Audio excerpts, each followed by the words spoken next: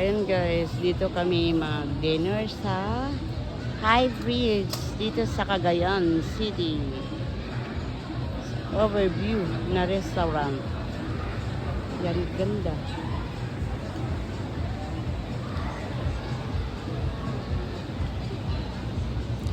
Yan, at makikita natin ang views.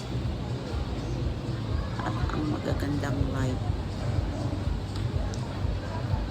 Overview. Yan na.